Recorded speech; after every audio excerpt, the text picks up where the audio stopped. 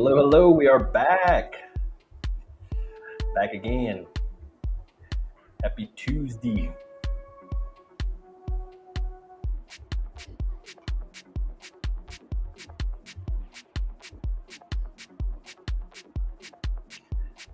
Exciting. What a time to be alive. I'm telling you.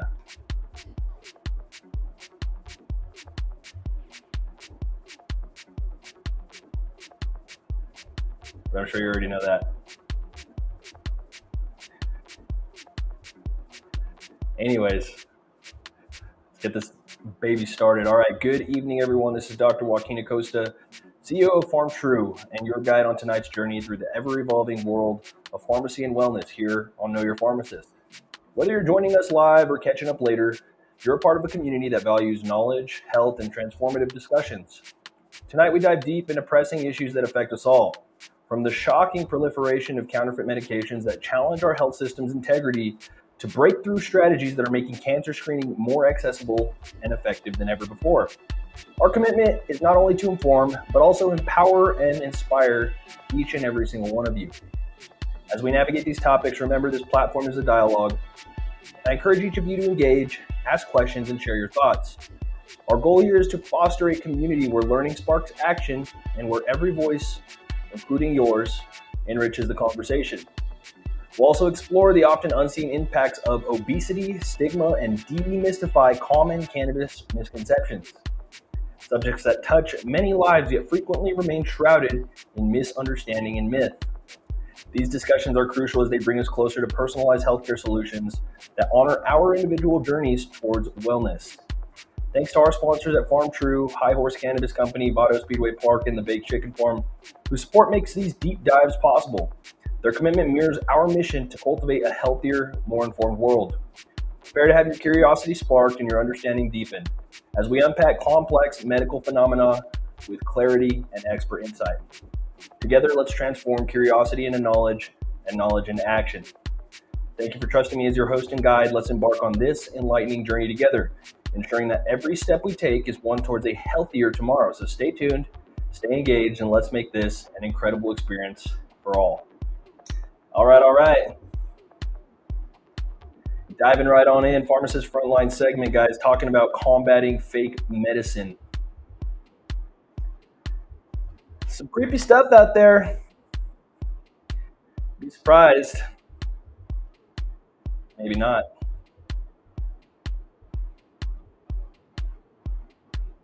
So coming out of Reuters today, interestingly enough, reporting by an anti-counterfeit firm, this cybersecurity firm called BrandShield has taken down more than 250 websites selling fake versions of popular weight loss and diabetes drugs in the GLP-1 class, according to the company's CEO, Yov Corinne. So BrandShield, which shared this information exclusively with Reuters, said that out of the 279 pharmacy websites the company closed last year for selling drugs intended to treat metabolic conditions, more than 90% of these websites were related to GLP-1 agonists. So Novo Nordisk's Ozempic and Wegovy and Eli Lilly's Mounjaro and Zepbound are GLP-1 drugs which were developed for type 2 diabetes but also reduce food cravings and cause the stomach to empty more slowly. The drugs have been shown to help patients lose on an average as much as 20% of their weight, fueling explosive demand in a burgeoning global market for fake versions. So cases of harm linked to fake versions of Ozempic and other GLP-1s have been reported in at least 9 countries, including Belgium, Britain, Switzerland, and the United States. Wouldn't be surprised to see criminals try to use the growing popularity of these drugs to sell more counterfeits, right? Says Corinne. Websites taken down for selling bogus GLP-1s represented over 15% of the 1,655 websites BrandShield reported last year for peddling counterfeit drugs in areas including hormone-related drugs, central nervous system medicines, and cancer treatments. Right, and showing this here, websites taken down by drug category. Of the 1,655 websites that were selling counterfeit drugs last year, more than 250 of which were selling GLP-1 drugs such as Novo Nordisk's popular Ozempic diabetes drug.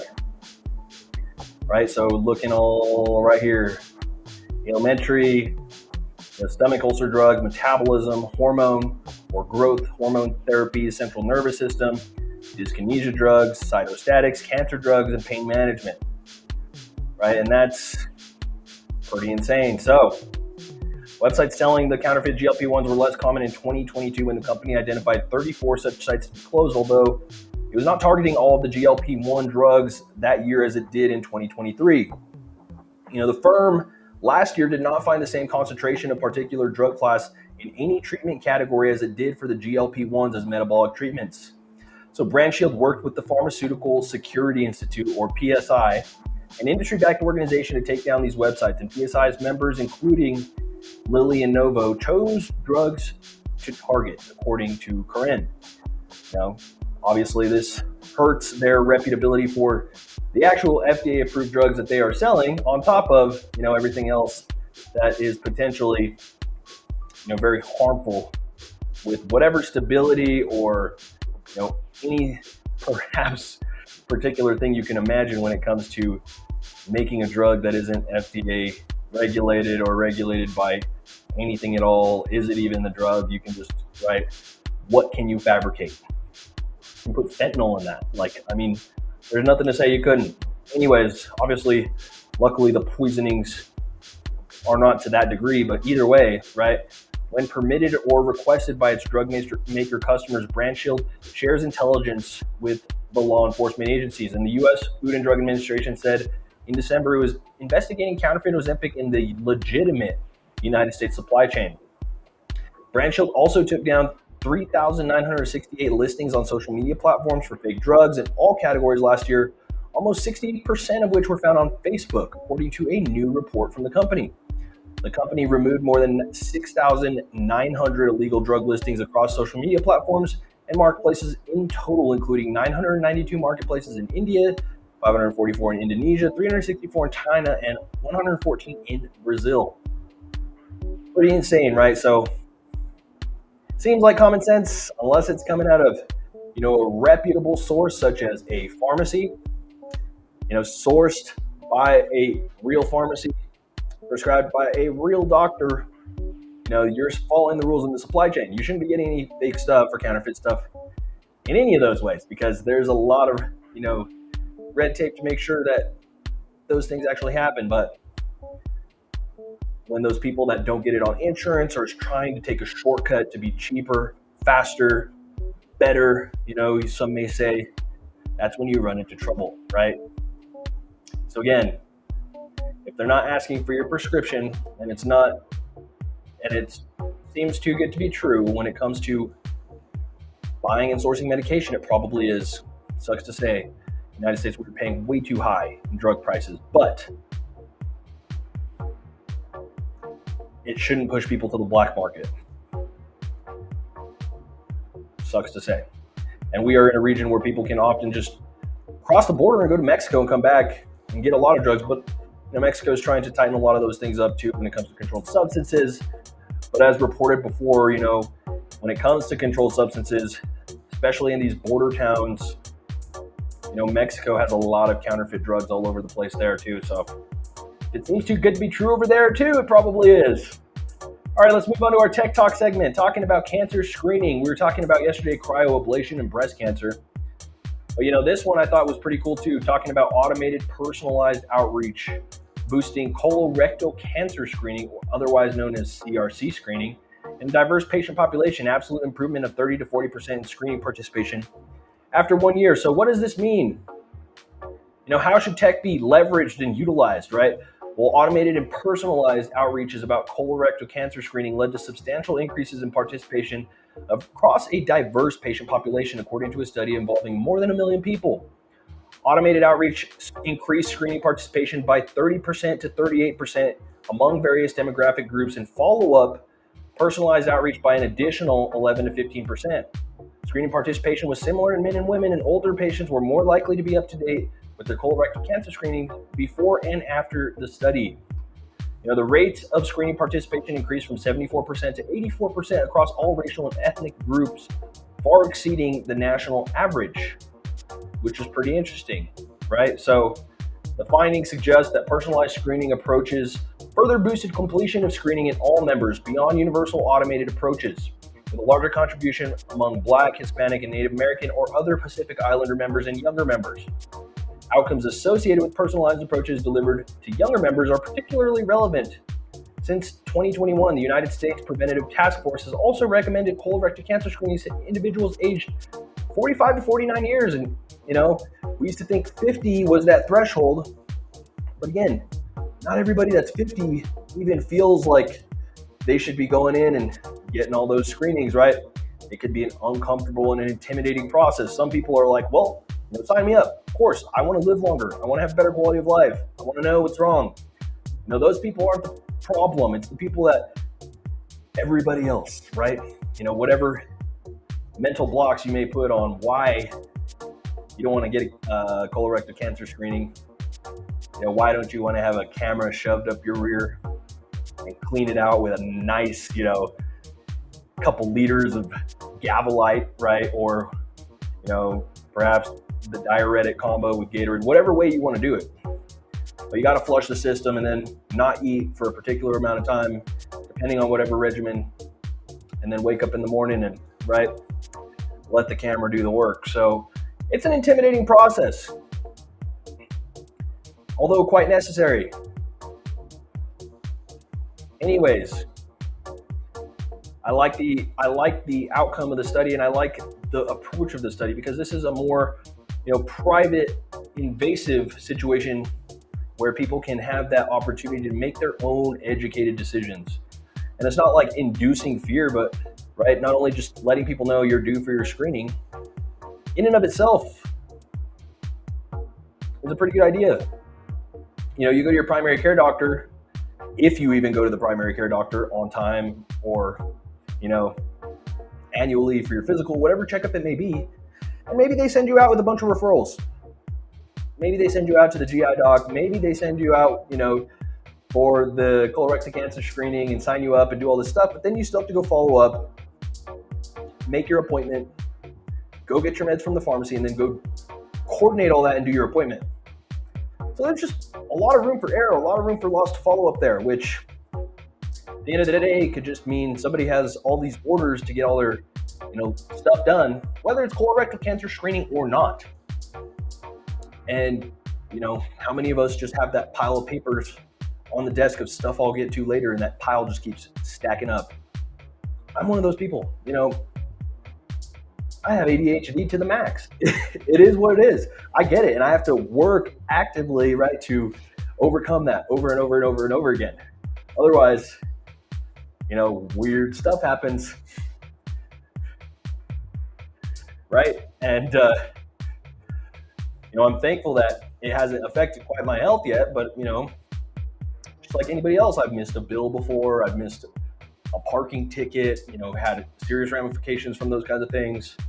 No fun, right? So, of course, you live and you learn, right? But again, once you get to the point of the cancer diagnosis, then you're having to undo a whole lot of stuff. So be proactive, catch it at an early stage, know when you're recommended to get the screening. And how can personalized care be a part of that process? That's awesome, right? How many doctors have, personalized email outreach? Probably not a lot. They have, your appointment's coming up. Log into this portal with 15 different passwords and then get in there and then check all your messages between you and your doctor. That's fine for whoever can do that. But again, if you had something coming in your email saying you're due for this screening, this screening, this screening, I really hate to just think of humans like automobiles, but man,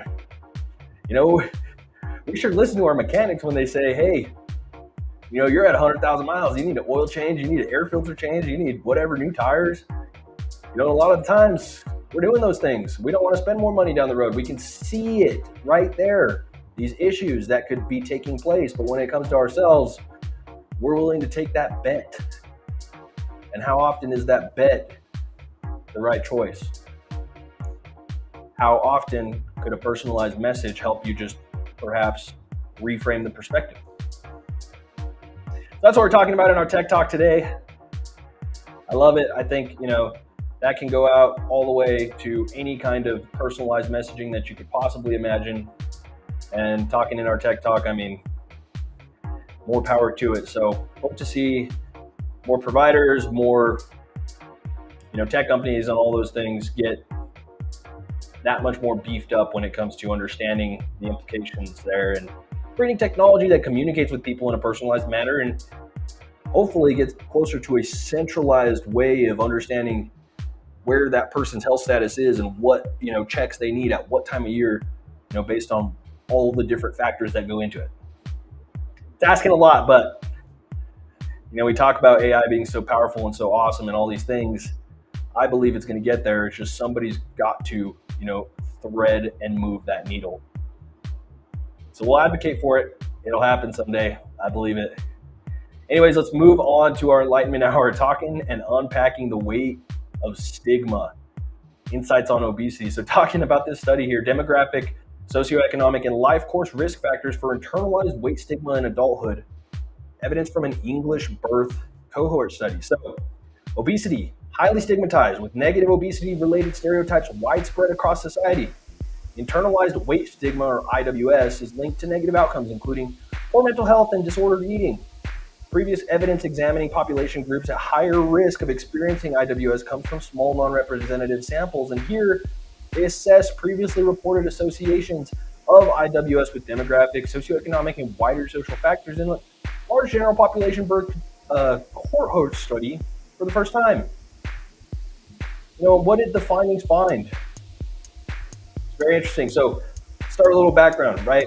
In England, specifically, approximately 26% of adults and 23% of children are living with obesity. Weight-related stigma and discrimination are reported across society, and these experiences are consistently associated with impaired mental health and lower quality of life. People who report experiences of weight-related stigma or discrimination are at a general risk of internalized weight stigma, otherwise known as IWS, usually defined as an agreement with and self-application of negative weight stereotypes, often leading to reduced self-worth. Among people living with obesity, IWS is linked to disordered eating, worse mental health, and healthcare avoidance. People with a higher body mass index report experiences of weight-related stigma and greater IWS. However, IWS can also affect people within the recommended and underweight body mass index categories, where it predicts disordered eatings and drive for thinness, making it relevant for mental health across the body weight range. And how interesting is this, right? On the other flip side, when you maybe take it back a couple hundred years to, the Renaissance period, or, the Enlightenment period, and all these different times where, maybe you go look at England and European countries where it was a status symbol to be the, biggest person, right? Because you're wealthy, you could eat, you could afford to eat. It was a mental boost. So if you just, interestingly enough, you were shaming all the skinny people because they were poor, right? And that was how, human society was at some point in time. And now, the paradigm shift of course, ultimately, I think everybody agrees on that goal of everybody wants to have the longest, best quality of life, right? No alchemy involved, but of course, people want to maybe compete with themselves at the very least to live the longest, or whatever you want to call it. And then so what do you start doing? Shaming other bad health habits. And maybe we look at obesity as one of those factors, right? But it's just interesting the way that has absolutely evolved, because that's all, induced by whatever pressures of the times that we create. So it's just interesting when you really think about it that way. But anyways, let's talk about the results of the study. And, here the study provided important evidence on the demographic and socioeconomic and family predictors of IWS. So at age 31 years, IWS was elevated for female, sexual minorities, and socioeconomically disadvantaged adults. And this was not explained by differences in BMI and adulthood earlier than life. Both family, as indexed by maternal qualifications, and adults, indexed by time spent not in education, employment, or training between the age of 21 and 29 years, socioeconomic history predicted IWS independently of both child and adult BMI co-founders. People who had not attended university had a higher IWS than those who had attended, but only among female participants was this independent of differences in adult BMI. Both male and female sexual minority participants had higher IWS than heterosexual counterparts, but this was stronger for males. In addition, several aspects of social environment during development emerged as important for later. Negative weight-related comments from parents, weight-based teasing from family, and pressure to lose weight from family at the age of 13 were robustly associated with IWS in adulthood, even after accounting for both child and adult BMI. Underscoring the importance of the family environment, your peer relations were also important, as well as weight-based teasing at school, bullying for any reason associated with IWS at the age of 31 years, especially in late adolescence and early adulthood.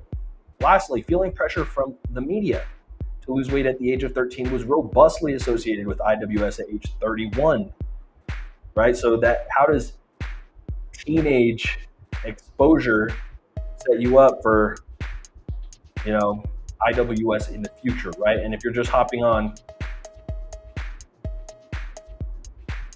internalized weight stigma, that's what IWS stands for. There's a lot of influential factors, right? Other things, the results also aligned with studies suggesting that these factors may have long-term impacts on both disordered eating, and findings regarding childhood bullying in childhood and adolescence aligning with evidence linking these experiences with body images, while associations with bullying at age 23 underscore both the continuation of bullying later in life and its health consequences. Results therefore indicate that bullying, which can be reduced following appropriate interventions, may be a fruitful target for intervention to reduce internalized weight stigma and its consequences. And findings regarding perceived pressure from the media to lose weight align with substantial evidence that weight stigma in the media is pervasive and negatively affects attitudes about weight. Very interesting, right? The media has the perfect body image, right? And you want to be just like that celebrity, or just like, whoever that may be in the media, or want to listen to, everything it has to say to a T, because at the end of the day, a lot of the times that marketing is angled to sell a product, right? To make you want to lose weight so that you are forced to use their solution to participate. When really it could just be calories in or calories out, or really you just don't even have to worry about it. And you can do your own thing. And the fact that you're worrying about it is increasing all kinds of other, health-related issues, whether it's blood pressure, anxiety, mental health, and all the associated ripple effects from all of that, right? So anyways, the study provided novel insights highlighting elevated IWS amongst female sexual minorities, socially economic disadvantaged people, and those in youth experiencing bullying, weight-related teasing, and feel pressure to lose weight, especially from family members in the media. It's interesting how, the peer-to-peer bullying is not as strong as what's going on at home and what they're watching on TV, on TikTok, on any media, YouTube, the movies, right? The differences are not explained by differences in BMI and point to strong and long-lasting effects about adult psychological health. And these findings hold important discussions for policy and practice relating to how we discuss weight in the media, in public spaces and families, and how we respond to bullying in schools, workplaces, and other settings. This is crucial considering how prevalent pressures to lose weight and weight-related stigma and discrimination are in many, many cultures around the world. So, England, it's its own place. United States probably correlates along those same lines, but overall, globally, it's an issue. Anyways, a lot of food for thought. No harm intended with that. No calories associated with food for thought. Okay, I'm done. Anyways, so talking, guys, about the most common side effects in cannabis in our Herbal Wellness Corner, brought to you today by High Horse Cannabis Company. Guys, all the pre-420 deals that we have going on right now, absolutely insane. The 420 deal's going to be unbeatable. So, if you're saving your pennies, now's the time.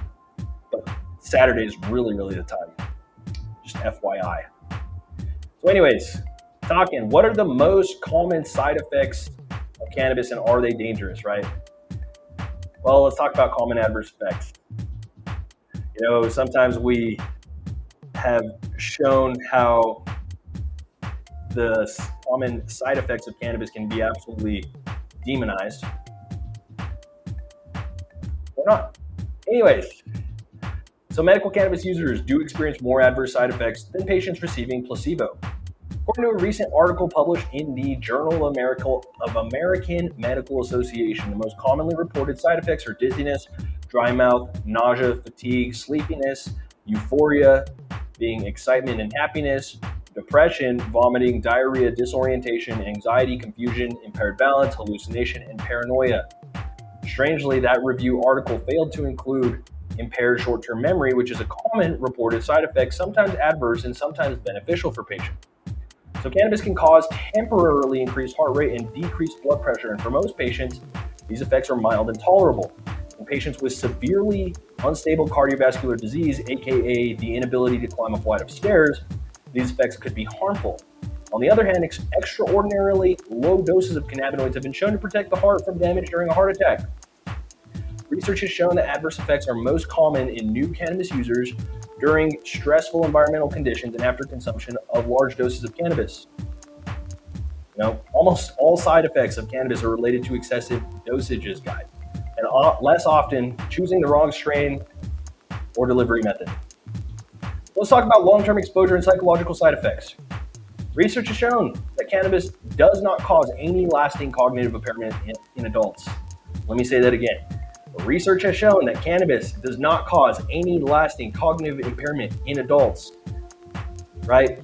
Benadryl over the counter, Dramamine over the counter, those cause negative, lasting cognitive impairment. They increase your rate of acquiring dementia.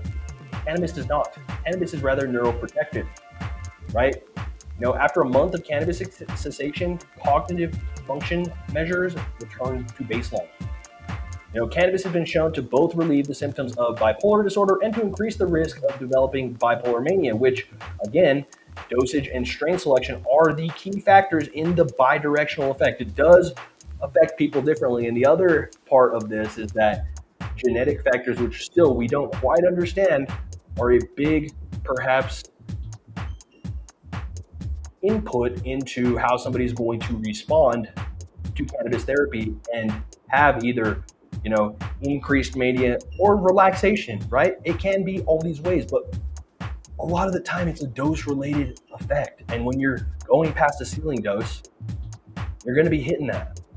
Anyways, there's scant evidence that cannabis use is associated but not causative of psychosis. And the incidence, guys, is very low. One case in 2,800 heavy cannabis using men aged 20 to 24, aka the highest risk group, and only one case in 1 in 10,000 light cannabis users in the same age group, aka find your dose. But the highest risk group of men aged 20 to 24 of actually developing cannabis-related psychosis, it takes literally 2,800 heavy cannabis users in this range to cause one dose, one case of psychosis. How crazy is that? Speaking of psychosis, right? So that's just another testament to the overall safety and therapeutic profile of cannabis. The lethal dose of cannabis is 1 in 10,000 compared to aspirin, which is 1 to 10. You're way more likely to die from overdosing on aspirin, which is way easier to do than you could ever even imagine overdosing on cannabis. Please just put that into perspective. And that's my TED Talk for today. Brought to you by High Horse Cannabis Company. Shop High Horse. We got the deals. We got the stuff. We got the meds. Anyways, let me keep on keeping on here. Jumping in over to our community spotlight, brought to you by the Baked Chicken Farm. Excited to actually promote the Baked Chicken Farm in their own sponsored segment because it's time. The grand opening of the Baked Chicken Farm Dispensary on April 20th, 2024. Store hours from 7:10 a.m. to 10 p.m. Deals going on, 50% off all Baked Chicken Farm products all day and 20% off everything else all day. Grand opening event specials from 4:20 p.m. to 7:20 p.m. and 30% off all non-baked chicken farm items, games and giveaways, free merch. Got the coffee next door at the Roast and Rooster, among sandwiches and burritos and waffles. I think waffles are their absolute specialty, by the way, and coffee. They got a menu. So, for all your 420 appetite stimulating needs, you got it all in one-stop shop. Very cool stuff. But of course, guys, support local. The absolute literal biggest cannabis farm in our Southwest region, locally owned and operated, by the way. Absolutely looks like Star Wars inside of their facility. This background or this picture does not do it justice for the fact that when you're walking in there, it's crazy. It's like the Death Star, and not in a bad way. I just mean, the perspective of technology going on. When you talk about climate controlled environments, the Big Chicken Farm has, literally some grandiose old chicken coops that have been completely remodeled and renovated, filled with lights, filled with HVAC, filled with fertigation, filled with flowers. And it's insane. And the quality, supreme. So support your local cannabis farm. Come on down for that 420 grand opening. Check them all day. Great deals. Got it? Get it? Got it? Good. Screenshot that. Follow them. Big Chicken Farm. All right, and we're moving to the last segment, guys. Men's Health Minute, brought to you by Vito Speedway Park. Check it out here. Talk About It Tuesday from Oklahoma State University. I love it. School wellness is not good for the moment for our college guys here, but it's absolutely important otherwise. Oklahoma State, yes, you might have the original picture. Go Aggies. What's going on, Cowboy family? My name is Dylan Spina. I am the Graduate Assistant for Employee Wellness of the Department of Wellness. The topic for this episode of Talk About It Tuesday is men's health. College-age men need to pay attention to their health just as much as older men, if not more. Men who are in their late teens and early 20s may develop habits that can have a large impact on their future health. The risk of disease, injury, and death are actually greater for college-age men than for college-age women. On average, men die at a significantly younger age than women. The average life expectancy for the American man is almost 5 years less than the woman. A high percentage of college men have reported unhealthy levels of sleep deprivation, stress, unhealthy eating, physical activity, alcohol consumption, and the use and misuse of prescribed medications as well as illicit drugs. These unhealthy habits can form due to a lack of awareness and understanding of healthy behaviors. There is a lesser tendency for men to discuss their health and how they feel. There is hesitance to take action and a greater likelihood of engaging in risky activities that threaten their health and stigmas surrounding both physical and mental health. One of the ways that college-age men can positively impact their health is through exercise. The American College of Sports Medicine's overall recommendation for most adults is to engage in at least 150 minutes of moderate intensity exercise each week. When it comes to exercise, the benefits can far outweigh the risks. A program of regular exercise that goes beyond the activities of daily living is essential for most adults. Here at OSU, we have many opportunities for all types of exercise through the Department of Wellness. We also have personal trainers that are available to guide you towards finding exercises that are the best fit for your lifestyle. Regular exercises should include cardiorespiratory exercises, so cardio like jogging and walking, resistance training, so weight training, body weight training, and flexibility, mobility, and yoga focuses. For cardio, the goal is about 150 minutes a week that could be met through about 30 to 60 minutes of moderate intensity exercises about 5 days per week, or 20 to 60 minutes of vigorous intensity exercises about 3 days a week. Gradual progression of exercise time, frequency, and intensity are recommended for best adherence and lower injury risk. Resistance exercise should include training each major muscle group 2 to 3 days a week, using a variety of exercises and equipment. Adults should practice flexibility exercises 2 to 3 days per week to increase their range of motion.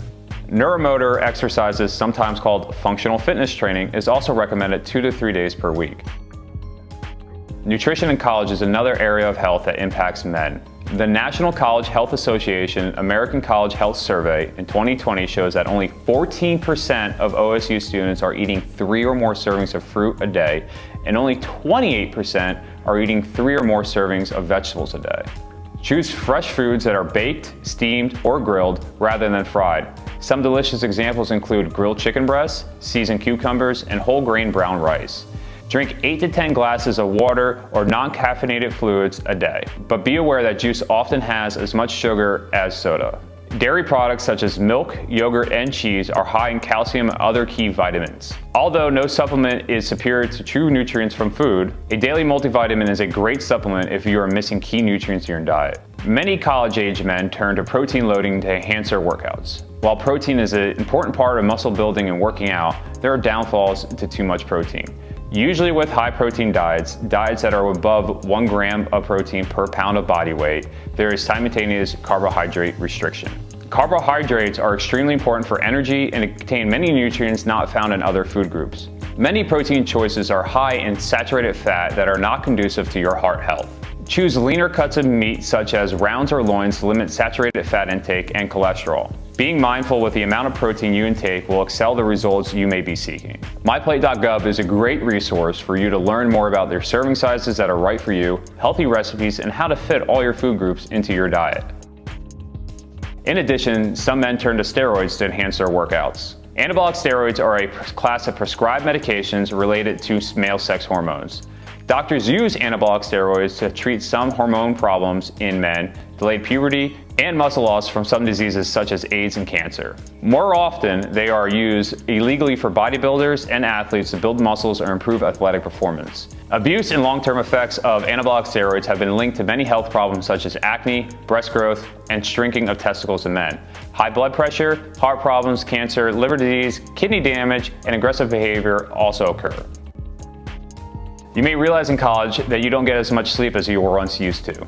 This is typical for college students. However, your body needs about 7 to 9 hours of sleep a night to be on top of your game. Sleep deprivation or not getting enough sleep can cause you to feel stressed, sad, or depressed, while also causing difficulty in concentrating, affecting classes, and studying.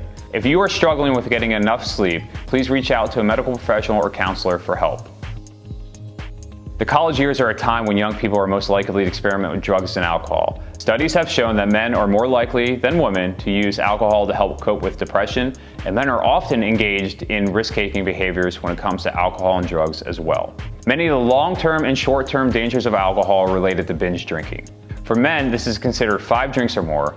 Immediate health risks include unintentional injuries such as traffic injuries, falls, drowning, burns, and unintentional firearm injuries. Men consistently have higher rates of alcohol-related deaths and hospitalizations than women.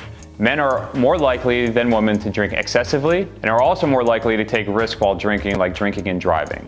And this can lead to deadly consequences. Violence is more likely to be involved if excessive drinking is occurring. Also, risky sexual behavior like unprotected sex, multiple partners, sexually transmitted diseases, and unintended pregnancies are more likely to happen when drinking is involved. Illicit drug use and prescription drug abuse can become issues for men while in college. Many types of illicit drugs could be available on college campus, including marijuana, cocaine, methamphetamines, MDMA, ecstasy, along with other prescription drugs like central nervous depressants, stimulants, and opioids.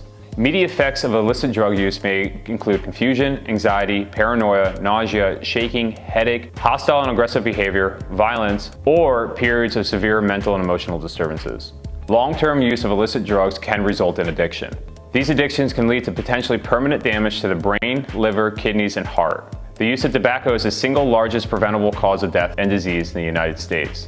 The NHCA, American College Health Survey of fall 2020, revealed that about 30.9% of males at OSU surveyed used tobacco in the past 3 months, and 47.7% reported usage long-term. The health effects of smoking are cardiovascular disease, cancer, including an increased risk of lung cancer by 23% for men, and respiratory diseases.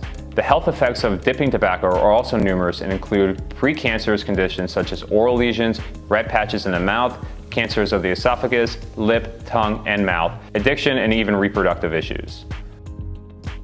Men also need to pay attention to their sexual health. It is important to be tested by a doctor regularly if you are sexually active and to prevent the contraction of STDs through the use of condoms. Free condoms are available through the Department of Wellness located in the Colvin locker rooms as well as the Serotonin Wellness Center. There is an HPV vaccine that you may want to consider after consulting with your doctor. Regular self-examinations of your genitals are recommended for the detection of both STDs and testicular changes that could indicate cancer. Testicular cancer is most reported in men who are 15 to 35 years old, so it's very important to check yourself regularly for any lumps or other changes in the texture of your testicles. In addition to testicular cancer, men are more likely than women to have lung cancer and colon cancer. University Health Services here on campus has medical professionals to consult with on any of these matters. Mental health is vital for a successful, fulfilling life. Societal masculinity has been known to minimize the symptoms of both physical problems and mental health issues, such as anxiety or depression. More students are coming forward for mental health help in college, but men are less likely to do so until things reach the crisis stage. This is an important factor in understanding the high suicide rates for men. Up to 70% of people with mental illnesses choose to hide their condition. According to the 2020 NCHA American College Health Association survey, 13.9% of the males at OSU surveyed reported depression and 16% reported struggling with anxiety. Major depression increases the likelihood of substance abuse, impairs functioning at school, and influences an individual's subsequent development in negative ways. It is important to utilize the mental health services available on campus for those who need help. Habits developed during our college years can encourage health and success now and later in life. Proper nutrition, exercise, and sleep, along with the avoidance of excess or binge drinking and illicit drug use, will benefit you both during and after college. Paying attention to your physical, sexual, and mental health and getting help when it is needed can go a long way towards the prevention of long-lasting effects. Thank you for joining us today. If you have any questions, please do not hesitate to contact us. Email healthed@okstate.edu or call 405-7. Love it, Oklahoma State.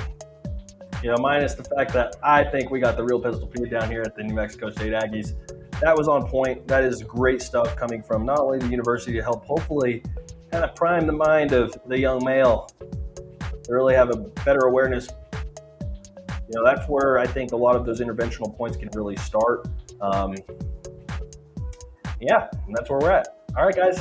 See you guys tomorrow. Happy Tuesday. Dr. Joaquin outsies.